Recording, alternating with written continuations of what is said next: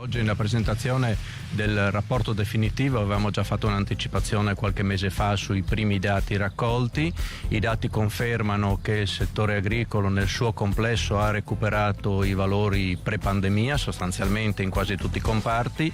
Ci sono alcuni comparti che hanno avuto anche dei sensibili incrementi rispetto a quelli che erano i prezzi di mercato che si erano stabiliti negli anni passati, penso proprio al settore cerealicolo in generale.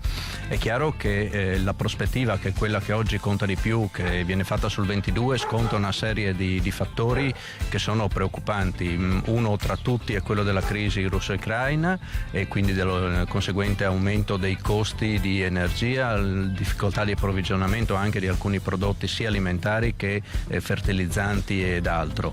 L'altra condizione che ci preoccupa molto è invece quella legata alla crisi idrica, perché oggi che avremmo una prospettiva anche di prezzi che potrebbero ottenere dei valori decisamente interessanti di mercato anche sul settore mais, vedono a metà giugno una condizione per la quale già si iniziano a fare razionamenti sensibili sull'irrigazione, ma si iniziano a fare una serie di ragionamenti importanti sull'utilizzo in generale dell'acqua.